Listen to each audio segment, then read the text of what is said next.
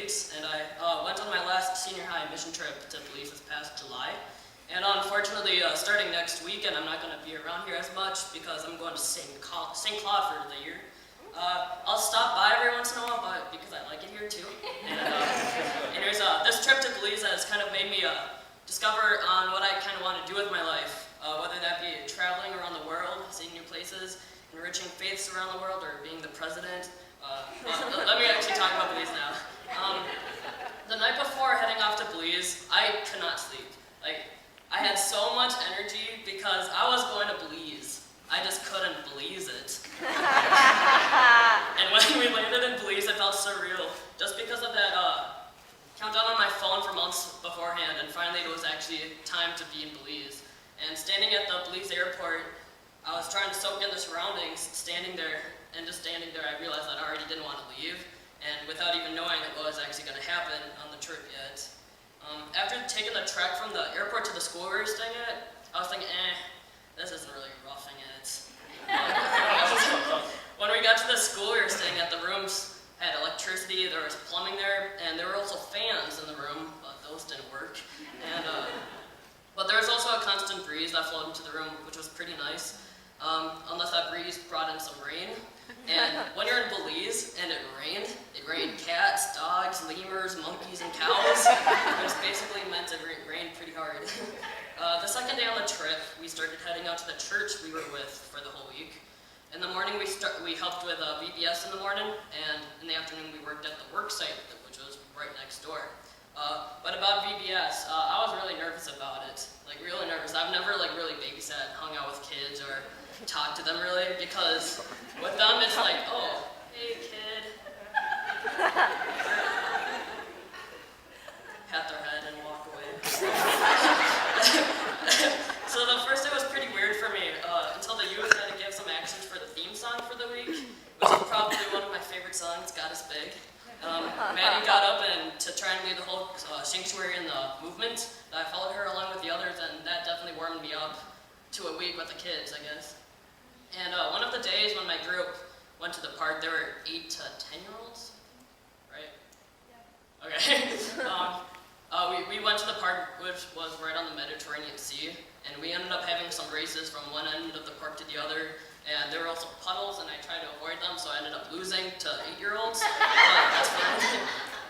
And then there was this one stage that was propped up, from the ground, so you could just feel the breeze, and that was nice. And then once the kids got a little tired, we ended up just talking to them, and it consisted of favorite TV shows, and they watched the Disney Channel like me, which is cool. And it was fun, just joking around with them. And that was definitely one of the highlights of the trip, just knowing that I can actually talk to kids now and show my kid side a little bit more with them.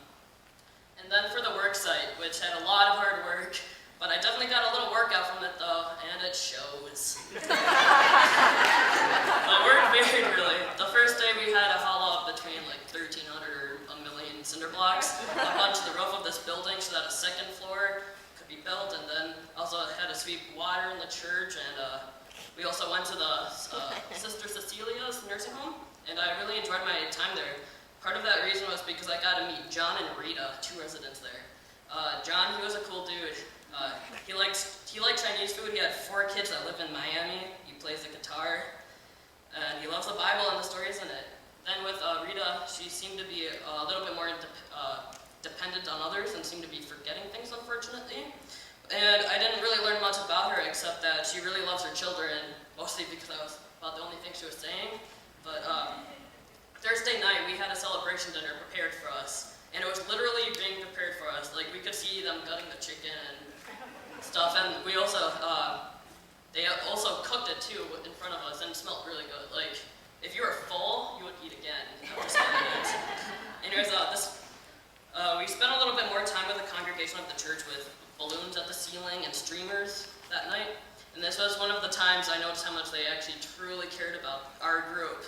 We were only in Belize for 5 days already, and they took time to actually set up this amazing meal, and they put balloons up and streamers, and that night was also followed by a lot of the youth sharing their testimonies on the trip so far, and that was really cool, hearing their testimonies. before even being in Belize, I knew that this trip was truly an opportunity of a lifetime, and I would probably learn a lot. After this trip, I can say I have been to Belize, which is pretty cool. I learned that flushing toilet in the toilet is actually something I should appreciate more, because you can't do that there. I learned that I can actually hang out with people 10 years younger than me. I've taken a shower in a thunderstorm outside. I've made a connection with a number of people. I've made an impact on a country. I've learned how to make mortar. I've moved a bunch of cinder blocks, and I've made memories that will last me years down the road. To sum it all up, this trip to Belize was simply amazing. I did not want the trip to end at all. I remember how sad I was when we landed back in Minnesota, because that meant like the trip was over. And that was when I realized that I was on the train to college. Yeah, and things are probably going to change pretty soon. Because after basically today, this is my like last Sunday here. Well, until I go to college ball visit, but so like I'm not gonna see everyone every Wednesday and Sunday, and that bugs me a lot. And I've gotten to know them really well, and I really like them here. And they're great people, and have made me a better person and helped me realize where my dreams are at, and that they can be reached. And that's kind of cheesy, but whatever. Anyways, I guess that's it. So goodbye for now, and I'll be back.